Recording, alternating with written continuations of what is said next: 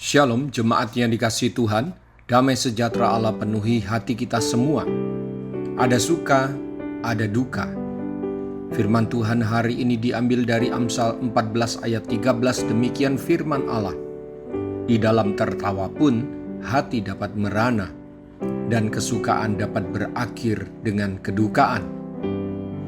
Alkitab mengajarkan bahwa dalam hidup ini tidak semua yang diharapkan bisa berjalan baik dan selalu terjadi seperti yang kita harapkan.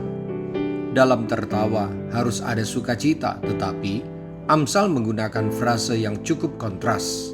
Frase yang digunakan adalah dalam tertawa hati pun dapat merana, kesukaan bisa berakhir dengan kedukaan. Bapak, Ibu, Saudara-saudari, bisakah kita menerima fakta dan kenyataan ini? Melalui ayat ini Tuhan mengingatkan agar kita menyadari dan selalu mawas diri, selalu siap diri, agar dalam tertawa tidak berakhir dengan merana, dan jangan sampai kesukaan berakhir dengan kedukaan. Tapi jika itu terjadi, kita sudah siap menghadapinya. Oleh karena itulah jangan menjadi umat Tuhan yang fokus pada hal yang sementara di dunia ini, dan jangan terikat dengan hal yang tidak pasti. Jadikan Tuhan sebagai sumber sukacitamu dan kesukaanmu, serta kepastian dalam hidup kita. Saat bersukacita, kita harus selalu menyadari dan mengantisipasi, agar jika tiba saatnya kedukaan datang, kita tidak tergoncang keras. Ini bukan iman yang negatif. Justru ini sikap bijak yang Yesus ajarkan, bahwa kita harus selalu berjaga dan berdoa.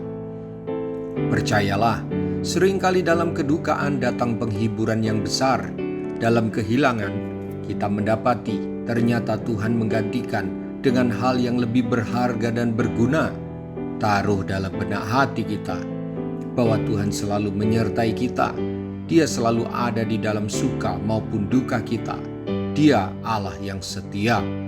Kembangkan hati yang selalu bersyukur.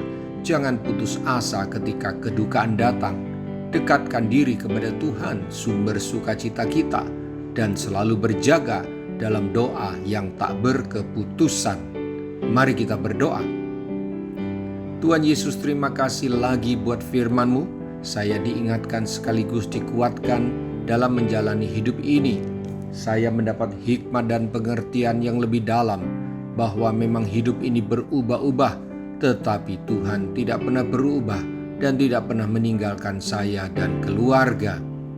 Saya bersyukur mendengar firman-Mu hari ini, sehingga saya tidak mabuk oleh kesenangan dunia. Ampuni saya Tuhan, jika selama ini untuk hal duniawi dan sementara, saya sangat bergairah.